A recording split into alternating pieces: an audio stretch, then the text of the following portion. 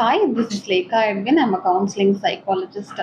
So ஒரு stress இருக்கும்போது நம்ம யாருக்கிட்டனா போய் சொல்கிறோம், நம்ம ஃப்ரெண்ட்ஸ் ஃபேமிலி மெம்பர்ஸ் கிட்ட சொல்லும் போது என்ன ஆகுதுன்னு பார்த்தீங்கன்னா, ஏய் சும்மா அதெல்லாம் ஸ்ட்ரெஸ்லாம் ஒன்றும் இல்லைப்பா, நீ வந்து லேசியாக இருக்க, இன்ஆக்டிவாக இருக்க, அதனால தான் அப்படி இருக்குது, நல்லா வெளியில் போய் விளாடுங்க, நல்லா என்கேஜ் ஆகுங்க, சரியாயிடும், இதெல்லாம் ஒரு பிரச்சனை இல்லை அப்படின்னு ஈஸியாக வந்து சொல்லிடுறோம்.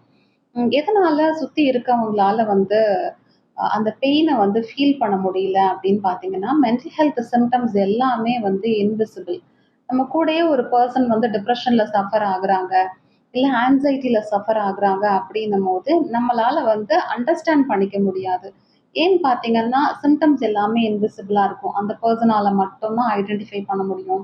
அந்த பெர்சனால மட்டும் தான் ஃபீல் பண்ண முடியும். இப்போ ஒரு ஃபிசிக்கல் இல்னஸ் அப்படின்னா, நம்மளால கண்ணால பார்க்க முடியும், இல்ல தொட்டு ஃபீல் பண்ண முடியும். ஓகே, ஒரு ஃபீவர் இருக்கு அப்படின்னா டெம்பரேச்சர் இன்க்ரீஸ் ஆகும்.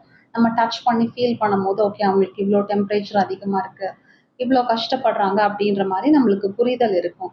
ஒரு ஆக்சிடென்ட் ஆயிருக்கு அப்படின்னா, ஓகே நம்ம கண்ணால பார்ப்போம், இவ்ளோ வந்து ஃப்ராக்சர் ஆயிருக்கு, இவ்ளோ வந்து அவங்களுக்கு அஃபெக்ட் ஆயிருக்கு அப்படின்னு பார்க்கும்போது நம்மளால உணர முடியுது. அவங்களுக்கு இவ்ளோ பெயின் இருக்கு அப்படின்றது. ஸோ இவ்ளோ பெயின் இருக்கு, இவ்ளோ தூரம் அவங்கள ரெஸ்ட் எடுக்கணும், இவ்ளோ டிஃபிகல்டீஸ்லாம் இருக்கு அப்படின்ற அண்டர்ஸ்டாண்டிங் நம்மளுக்கு ஜென்ரலாவே இருக்கு.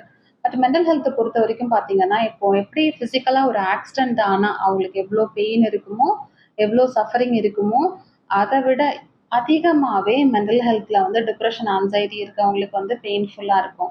எதனால நம்மளால உணர முடியல அப்படின்னு பார்த்தீங்கன்னா, சிம்டம்ஸ் என்னலாம் இருக்கும்னு பார்த்தீங்கன்னா, டிஸினஸ் இருக்கும், ஜோன் அவுட் ஆவாங்க, பிரீதிங் டிஃபிகல்டி இருக்கும், ஹார்ட் பீட் படபடன்னு அடிக்கும், வயிறு பெரட்டும். சில பேருக்கு வந்து கான்ஸ்டிபேஷன், லூஸ் மோஷன், ஷிவர் ஆகும், ரெஸ்ட்லெஸ்ஸா ஃபீல் பண்ணுவாங்க, ஃபோக்கஸ் பண்ண முடியாது, கான்சன்ட்ரேட் பண்ண முடியாது, டிசிஷன் மேக்கிங் அவ்ளோ டிஃபிகல்ட்டியா இருக்கும். மத்தவங்களோட பீப்பிள் ஒப்பீனியனுக்கு வந்து அவ்ளோ வந்து சஃபர் ஆவாங்க. இதனால நம்மள அவங்க தப்பா நெனச்சுருவாங்களோ, அப்படின்ற மாதிரியான தாட் ப்ராசஸ்ல பார்த்தீங்கன்னா, நெறைய டிஸ்டர்பன்ஸ் இருக்கும். ஓவர் திங்க் நெறைய பண்ணுவாங்க. ஓவர் திங்க் பண்ணும்போது நம்மளால அத அண்டர்ஸ்டாண்ட் பண்ணிக்க முடியுமான்னு கேட்டீங்கன்னா, கண்டிப்பா இல்ல. பேக் ஆஃப் த மைண்ட் அவங்களுக்கு அவ்ளோ தாட்ஸ் வந்து அன்கண்ட்ரோலபிளா போகும். அதனால பாடி வந்து ரியாக்ட் பண்ண ஆரம்பிக்கும். அந்த பாடி ரியாக்ஷன் கூட பார்த்தீங்கன்னா, அவங்களால தான் மோஸ்ட்லி வந்து ஃபீல் பண்ண முடியும். மேஜரா பக்கத்துல இருக்கவங்களாலயோ, கூட இருக்கவங்களாலயோ வந்து பார்த்தீங்கன்னா, உணர முடியாது.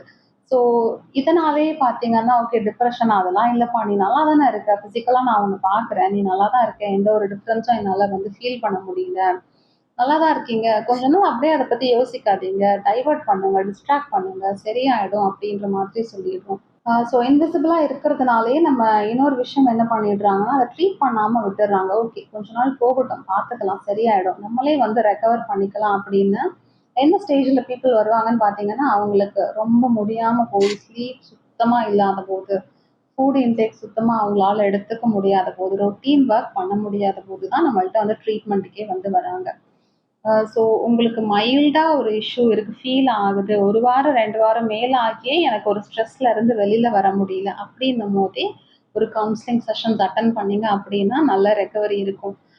இன்னும் நம்ம சொசைட்டில கவுன்சிலிங் இல்ல மென்டல் ஹெல்த் பத்தின அவேர்னஸ் பார்த்தீங்கன்னா, கம்மியா தான் இருக்கு. "அப்பா நீ என்ன மென்டலா? எதுக்கு நீ கவுன்சிலிங்லாம் போற?" அப்படின்ற ஸ்டேட்மெண்ட் படிச்ச பீப்பிள் கூட இப்போ வந்து சொல்றாங்க. அவேர்னஸ் கம்மியா இருக்கிறதுனால, "நீ நல்லா தானே இருக்க. இதுக்கெல்லாம் போய் எதுக்கு கவுன்சிலிங்?" கவுன்சிலிங்லாம் பார்த்தீங்கன்னா, ரொம்ப மனநல பிரச்சனை இருக்கவங்க தான் கவுன்சிலிங்லாம் எடுத்துக்கணும். நம்மலாம் போக்கூடாது அப்படின்ற மாதிரியான ஸ்டிக்மா பார்த்தீங்கன்னா, இன்னும் எஜுகேட்டட் பீப்பிள்க்குமே பார்த்தீங்கன்னா நெறைய இருக்குது. இன்னொரு விஷயம் பார்த்தீங்கன்னா, ஸ்ட்ரெஸ் அப்படின்ற வேர்ட்ஸ் வந்து நம்ம ரொம்ப ஈஸியா வந்து யூஸ் பண்ணிடுறோம். டிப்ரெஸ்டா இருக்கேன் அப்படின்ற வேர்ட் வந்து ரொம்ப ஈஸியா யூஸ் பண்ணிடுறோம். அதனாலேயே வந்து ஓகே இல்லப்பா, இதெல்லாம் ஒரு ஸ்ட்ரெஸ் இல்ல, இதெல்லாம் ஒரு டிப்ரெஷன் இல்ல அப்படின்றதும் பீப்பிள் வந்து விட்டுடுறாங்க. அத ஒரு கணக்கா எடுத்துக்க மாட்றாங்க.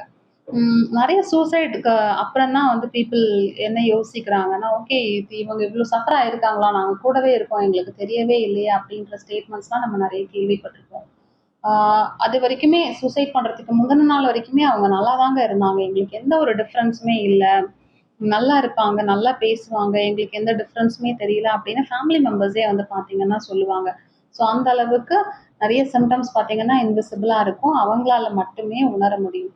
ஸோ ஏதாவது ஒரு இஷ்யூ சொல்றாங்க அப்படின்னா லைட்டரா எடுத்துக்க வேண்டாம். ஃபேமிலி மெம்பர்ஸோ, ஃப்ரெண்ட்ஸோ ஸ்ட்ரெஸ்ஸா இருக்கு, எனக்கு டிப்ரெஸ்டா இருக்கு, ஃபோக்கஸ் பண்ண முடியல, கான்சன்ட்ரேட் பண்ண முடியல அப்படின்னா, இல்லப்பா அது சரியாயிடும் அப்படின்ற மாதிரியான ஈஸியான ஸ்டேட்மெண்ட்ஸ் குடுத்துற வேண்டாம்.